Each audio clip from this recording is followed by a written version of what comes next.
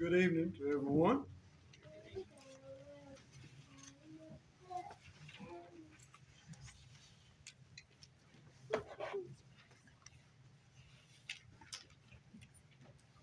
There's a story told about a boy that wanted to buy a watermelon,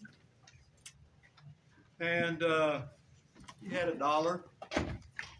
So he went out to the farm, the watermelon farm, to get a watermelon. And so he looked around, and he saw a nice big watermelon still attached to the vine there and everything, green, ready to be picked. And he said, told the farmer, he says, "I'll give you $1 for that one." He said, "No, son, that watermelon sells for $5. That's nice, big, and ready to go. Sells for $5. You can't have that." So the boy looked around. He seen a smaller one.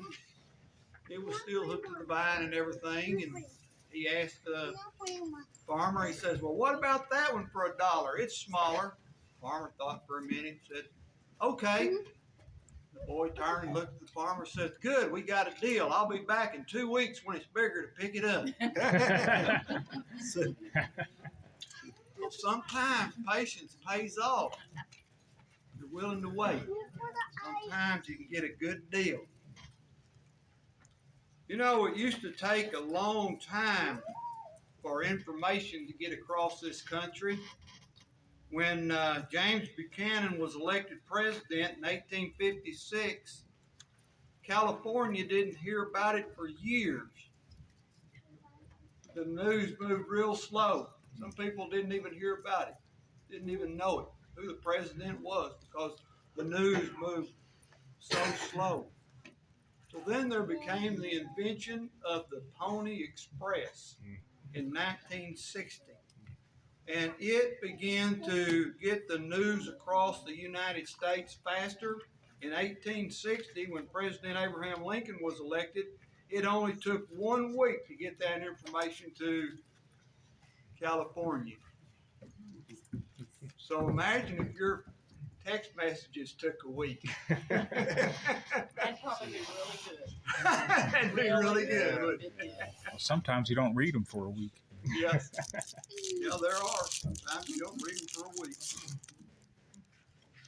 I'll tell you, you want to answer back from Connor, sometimes you may not ever get it.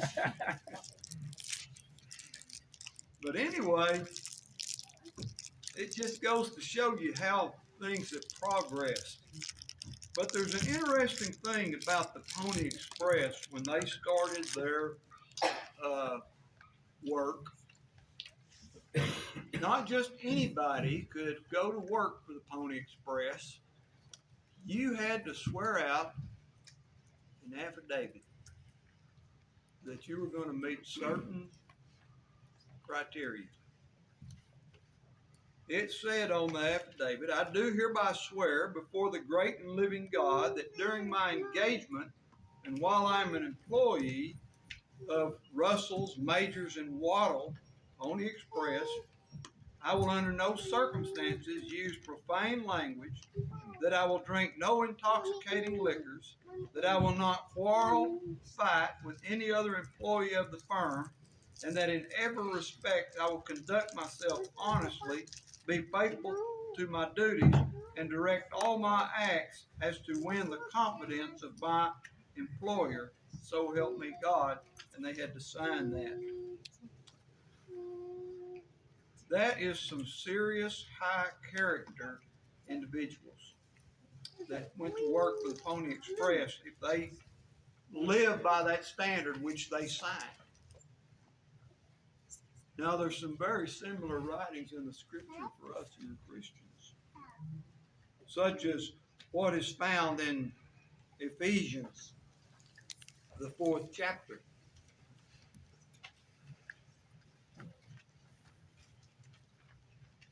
"I therefore, the prisoner of the Lord, beseech you to walk worthy of the calling which you were called." Walk worthy of the hiring that you were hired to do, the work that you were called to do. Walk worthy of that work. Lowliness and gentleness and long suffering, bearing with one another in love, endeavoring to keep the unity of the Spirit in the bond of peace. We see that that's a great responsibility, and it's one that we are to give our attention to always, working to keep unity in the Lord's church, walking worthy of the work that we are called to do. We know if we go on and read in Ephesians that we're to be honest people, speaking truth with his neighbor, not letting anger control us. Do not steal, work. Do not have any corrupt words in our mouths. And we are not to drink alcoholic beverages.